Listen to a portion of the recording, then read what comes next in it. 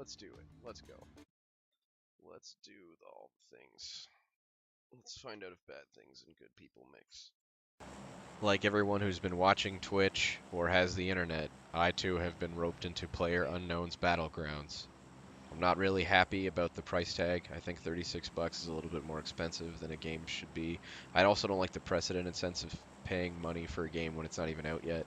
But I did the same thing with DayZ, and I'm already more excited about this game, at least in terms of what it's offering or has on the table. I might do a philosophical review or a gaming essay about this, or even just the experience, or even comparing the two, because I certainly feel qualified.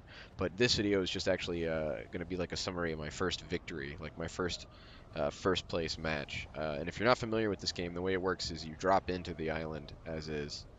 You and 97 other people, that's that meter in the top right. And essentially there are supplies like guns and weapons and armor dispersed through these houses. So everyone grabs whatever supplies they can get and proceeds to murder each other. Now, the way you motivate people to get closer and closer and eventually get smaller and smaller is that a large sort of force field or circular field is consistently closing in. You'll see that in A, some of my other videos where I die to it, and B, I will likely come close to it in this video, and I'll mention it when we get there. But for now, let's skip ahead a little bit, because for this first part, it's mostly just foraging for supplies. Perfect. Extendo mag. Vert grips do nothing.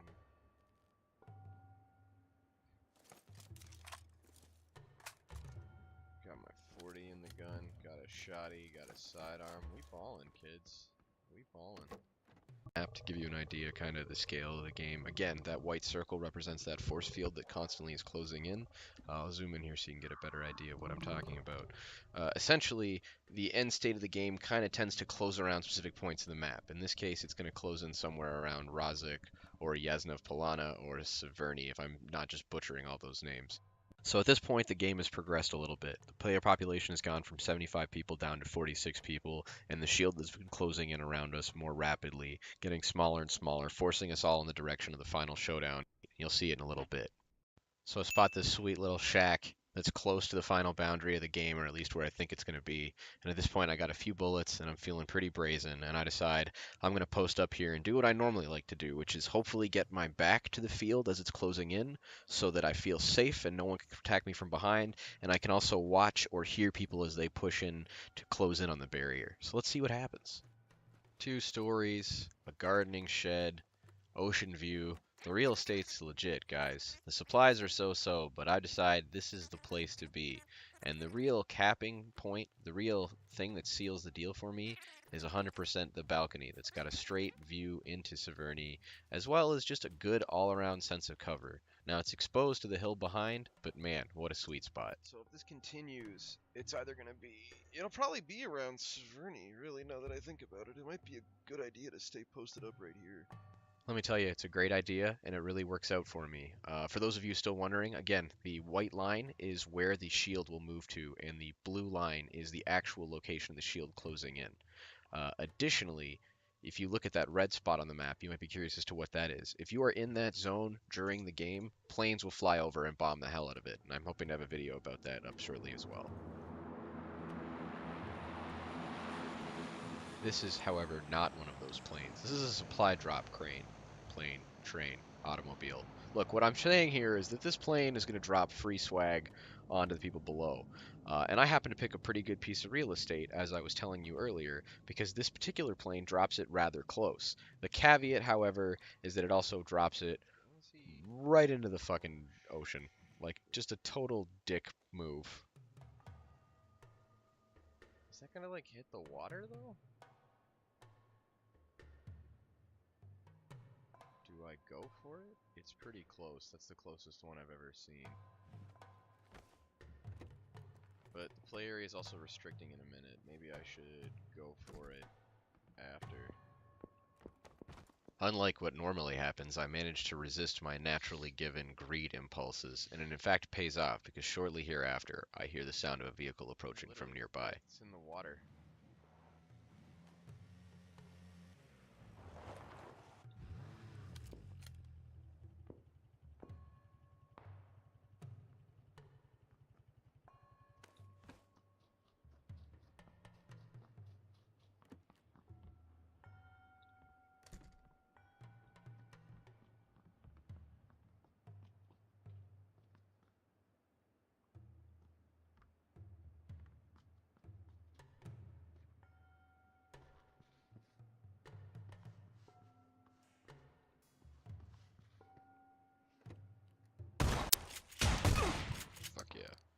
after rocking that dude, I grab a hold of his gear and make my way to the field to my right.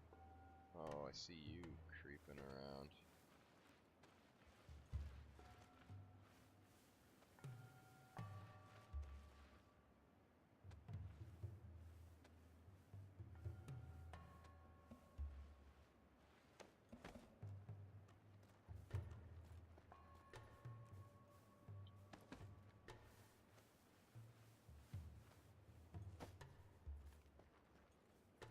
That's him there. He's not looking back.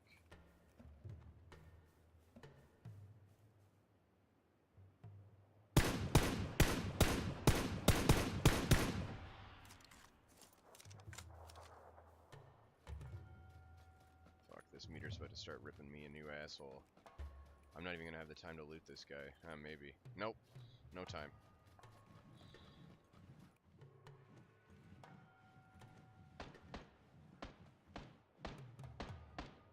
There are 6 people left.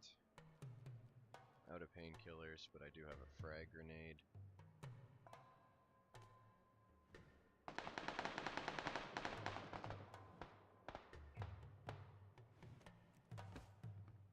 I'd like to tell you that the finale to this video is an epic action sequence of events that unfolds with me as a badass hero kicking maybe 4 to 5 asses simultaneously, but in fact I do not kill anyone for the remainder of this video, and obviously I win because that's in the title or at least the description.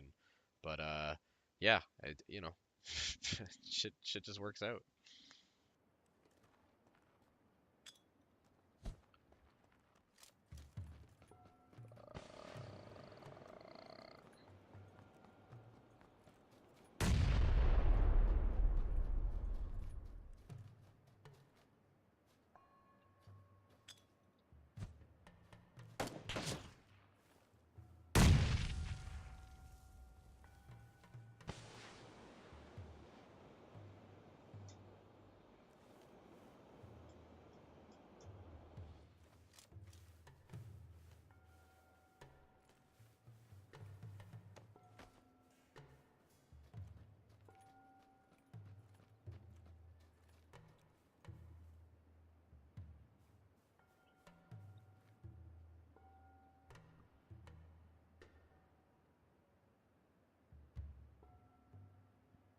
Alright, there are 4 people alive right now.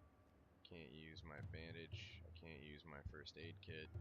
And this play area is getting smaller in 10 seconds.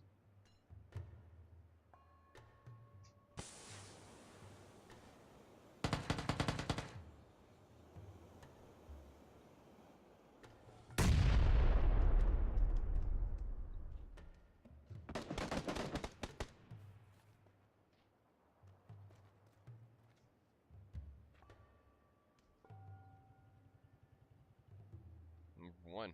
You guys just witnessed it. Got my win. That guy must have died out in the outskirts. I get 888 gold for that. Son of a bitch. I was gonna try and gun that guy down as soon as he came around to me. I didn't even need to. There you go. So it took me 4 games to win.